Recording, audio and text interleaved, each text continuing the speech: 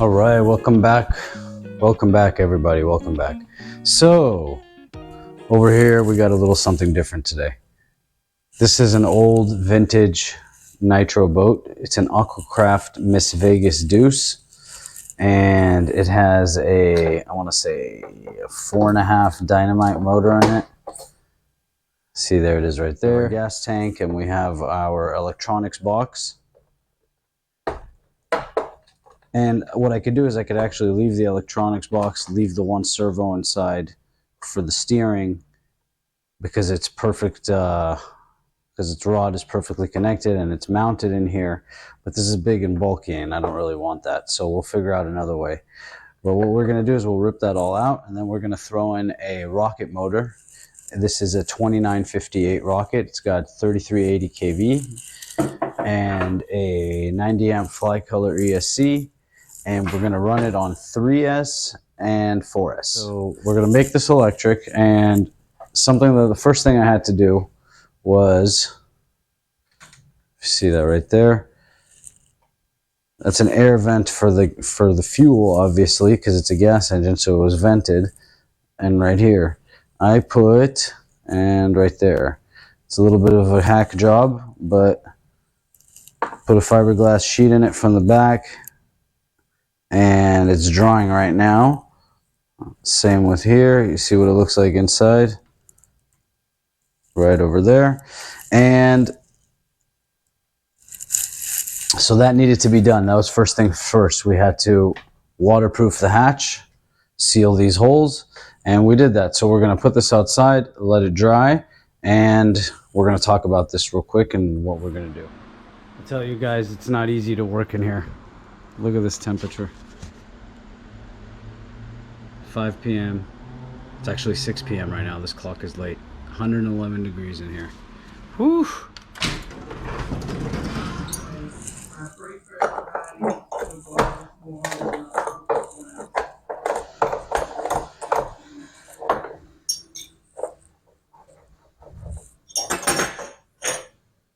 You couldn't even see outside.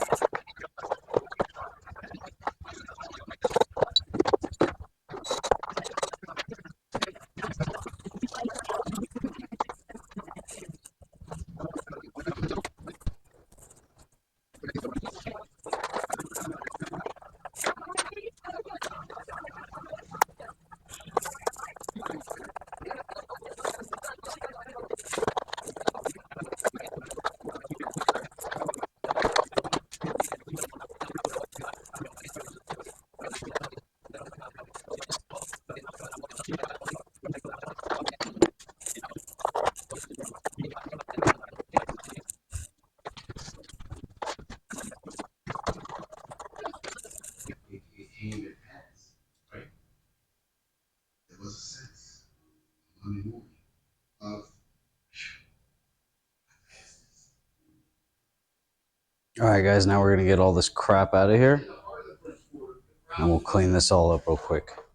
Alright everybody, pulled out the original shaft. We're going to keep that. I think it's a 1/8 shaft all the way through with a, actually with a, I want to say a 4mm stub shaft. Anyway, so here it is. Pulled all the wood out except for these 4 pieces. Alright guys, I dry fit that right now. I have to run a gap right here because, or else maybe I can cut the shaft and bring this a little forward, but I don't really want the motor in the middle of the hull. I want it more towards the front.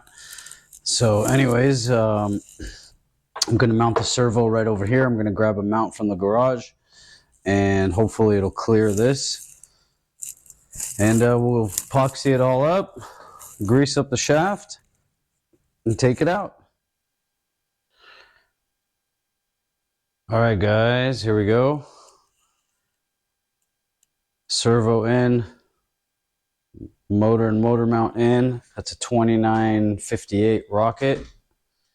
And I'll show you guys this.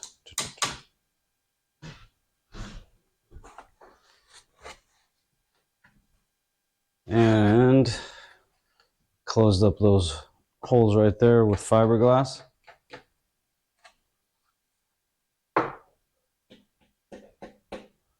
Closed up that hole right there with fiberglass. That's where the servo went, and I put a thing for a bellow. And I haven't figured out exactly how I'm going to be taking this off because that bellow has to go through that.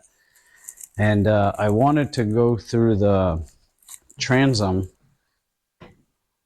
with the through-hull fitting for the servo, but it wasn't tall enough for the rudder that's on there, and I wanted to make this a quick build, a quick modification, and I didn't really want to have to start taking off rudders and stuffing tubes, etc. So that's why we kind of went with what we had. We just pulled out all this stuff over here and went with electric.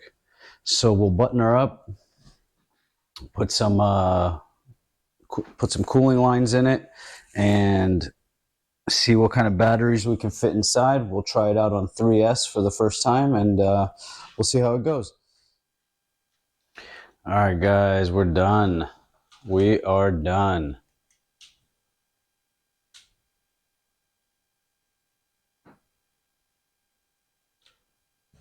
I really tried to take these out, but this tray is super thin, and the more I cut into them around and try to wiggle them out like a loose tooth, it flexes this whole area right here, and this hull is super thin, super thin. It's got a lot of flex, which is the reason I didn't go with a bigger motor than a 2958 and a 3S pack.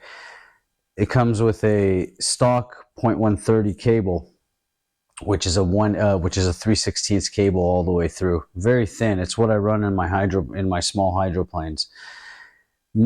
Anything more than 4S, you're probably pushing that cable to its limit, and you're going to end up losing it or losing your prop. So we're running a very mild system for this size of a boat. But for this weight of a boat, the system is very sufficient. We should be able to run big ABC props, 3-blade props on it. So we'll give it a shot. I got some tuning to do. Yeah, everything worked out really well. Everything worked out really well. This right here came out really nice. See? That's solid. That's solid. I sealed that up with fiberglass. I can paint that in black now, get a nice shadow. Now, the thing that took me the longest time tonight is this servo situation over here. In hindsight, I could have actually left the receiver box that had the servos in it, and it was already linked up perfectly, and the servo arm actually goes through the hatch right over here.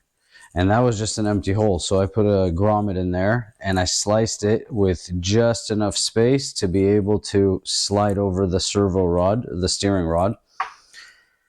We'll see how that works. In the meantime, it works actually pretty well. It works actually pretty well on the bench. So we'll test it out. This epoxy is still curing right now, so I don't really want to mess too much with this, but I got it all connected. So let's see how she sounds. There's no grease in it. I just redid the whole thing, so I took everything out, but steering works just fine.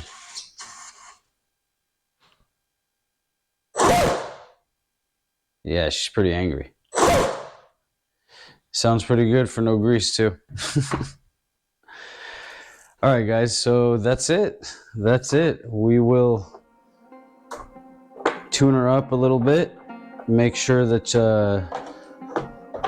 she's dialed in before we maiden her.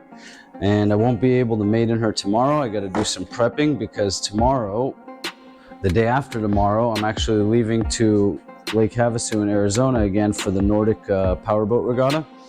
That's what I was talking about right there with the servo mount. You see, now it goes right through there. And this entire hatch, except for this little antenna hole, which I didn't plug because I missed it. So I'll plug it tomorrow, and then this hatch will be fully sealed. So theoretically, it has some clips right there, and theoretically, you can just hit it with some tape, and it should be good to go. It should be nice and solid.